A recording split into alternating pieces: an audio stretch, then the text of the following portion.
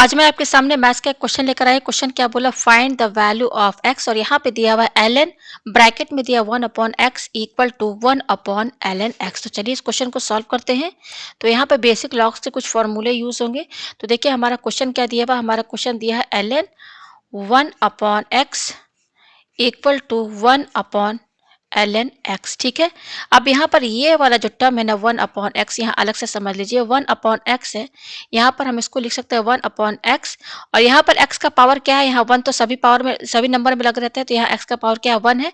अच्छा, अब यहाँ पर पावर एंड एक्सपोनेंट का फॉर्मूला यूज होगा कि अगर 1 अपॉन एक्स का पावर m है तो ये जब न्यूमरेटर में जाएगा तो ये पावर नेगेटिव हो जाएगा, तो ये वाला फॉर्मूला इसमें यूज होगा। तो यहाँ पर ये क्या होगा, x का पावर 1 है तो ये जब न्यूमरेटर में जाएगा तो क्या हो जाएगा, x का पावर -1। तो कहने का मतलब है 1 अपॉन एक्स को हम x इनवर्स भी लिख सकते हैं। ठीक है, ये आया तो इसके जगह हम यहाँ पर क्या लिखेंगे, मैं यहाँ पेज ऊपर करती हूँ।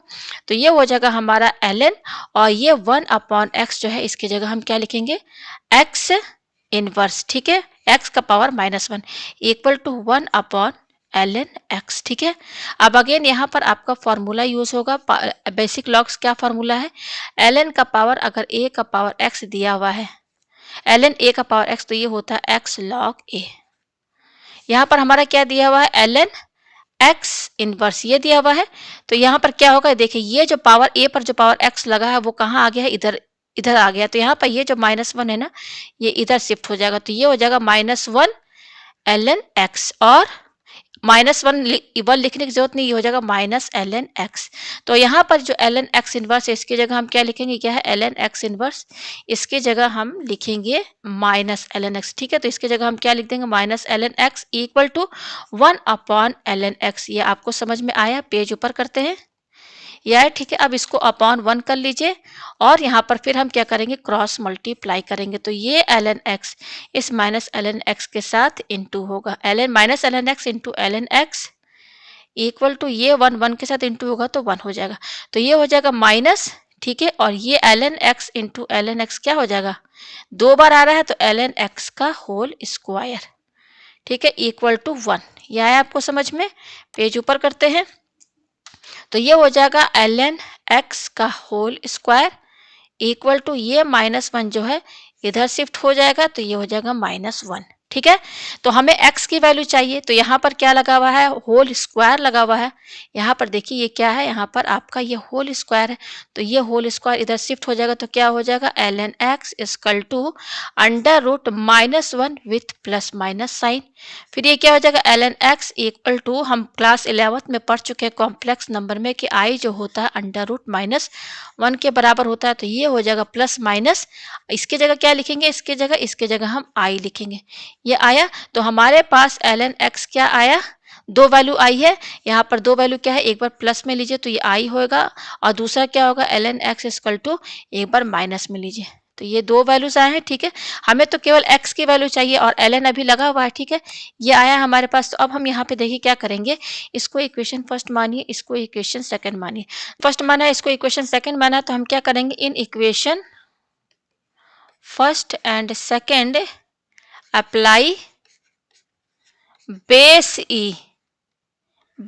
ई ऑन बोथ साइड, तभी तो ln हटेगा। ठीक है, तो देखिए पहला इक्वेशन क्या है, ln x equal to i है, और दूसरा क्या है ln x equal to -i है। ठीक है, तो अगर हम बेस ई दोनों साइड लगा दें, ये दोनों साइड, तो देखिए ये e और ये ln एक दूसरे का अपोजिट है, तो कैंसिल हो जाएगा। तो x की वैल्यू क्या आई, e का पावर i, और यहाँ पे ये e और ये ln हट गया, तो क्या बच रहा है x इक्वल टू e का पावर -i। तो हमारे पास ये x की 2 वैल्यूज आई है। अभी इसको और सॉल्व करना है। हमारे पास क्या आया है, x की वैल्यू आई है e का पावर i, और दूसरा आया है x की वैल्यू e का पावर -i। ठीक है, तो आपने यूलर्स फॉर्मूला पढ़ा होगा, यूलर्स फॉर्मूला वो क्या कहता है, e का पावर i थीटा जो होता है ये होता है cos theta plus i sine theta. ठीक है, ये फॉर्मूला जो है हम यहाँ पर यूज करेंगे। तो देखिए पहला हमारा क्या है, x की वैल्यू क्या है, x इक्वल टू, हम ये वाली वैल्यू लेके चलेंगे, x इक्वल टू ई आई है। ठीक है, तो मैं यहाँ पर ई आई लिख रही हूँ। ठीक है, तो यहाँ पर इस i में हम 1 इंटू कर देते हैं, 1 इंटू कर दिया तो ये हमारा क्या हो जाएगा, ये हमारा थीटा कहलाएगा। तो इस वाले में थीटा हमारा क्या है 1 है। तो यहाँ पर थीटा की जगह क्या रखेंगे 1 रखेंगे तो क्या हो जाएगा कॉस, और इस थीटा की जगह हम क्या रखेंगे 1 प्लस ये आई है, और साइन इस थीटा की जगह हम क्या रखेंगे ये 1 रखेंगे। ठीक है, तो हमारे पास यहाँ क्या आया ई आई, यहाँ पर ई आई जो कि x है, ये क्या है x है, x की वैल्यू क्या आई थी e का पावर i, और हमने यूलर्स फॉर्मूला लगाया तो हमारे पास क्या आया cos 1 प्लस ये i साइन 1 ये आया। ठीक है, तो ये एक x की वैल्यू आई है। अब चलिए दूसरी वैल्यू भी हम निकाल लेते हैं इसी तरह से। ठीक है, पेज हम इधर करते हैं, ये है x की दूसरी वैल्यू हमारी क्या है ये है। तो हम जानते हैं बाय यूलर्स फॉर्मूला ई आई थीटा क्या होता है cos थीटा प्लस आई साइन थीटा। तो हमारा यहाँ पर x इक्वल टू क्या है, x इक्वल टू माइनस ई का पावर माइनस आई है, इसमें हम 1 इंटू कर सकते हैं, और हम क्या कर सकते हैं ई इक्वल टू आई, और ये माइनस और ये 1 इनको एक साथ कर लीजिए। ठीक है, तो इक्वल टू, तो यहाँ पर कंपेयर कीजिए, ये आई है और ये आई है। ठीक है, और ये थीटा है, देखिए ये क्या है थीटा है और ये थीटा है। तो यहाँ से हमें थीटा की वैल्यू क्या मिली है -1। ठीक है, कंपेयर कीजिए तो यहाँ पे ये जो -1 है ना ये क्या है थीटा है। तो यहाँ पर थीटा की जगह क्या रखेंगे कॉस, इस थीटा की जगह क्या रखेंगे -1 प्लस ये क्या है आई साइन, और इस थीटा की जगह क्या रखेंगे -1। ठीक है, ये आया। मैं पेज थोड़ा इधर कर दूं तो ये क्या हो जाएगा, हम ये x की वैल्यू निकाले x इक्वल टू ये हो जाएगा cos -1। तो आप पढ़े होंगे cos और ब्रैकेट में -x होता है तो ये क्या होता है cos x के बराबर होता है। तो अगर cos के अंदर एंगल -1 है तो ये क्या हो जाएगा cos 1 हो जाएगा। तो ये क्या हो जाएगा पूरा हमारा ये cos 1 के बराबर हो जाएगा। ठीक है, अच्छा ये क्या है साइन, साइन और अगर ब्रैकेट में एंगल माइनस में है तो ये माइनस साइन x होता है।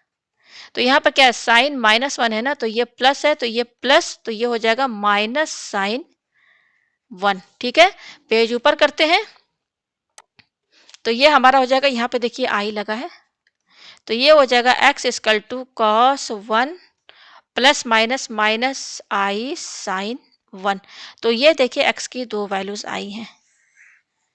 ठीक है, एक ये और दूसरी आपकी ये आई है। ठीक है, ये देख सकते हैं ये। तो मुझे उम्मीद है आपको ये क्वेश्चन अच्छे से समझ में आ गया होगा।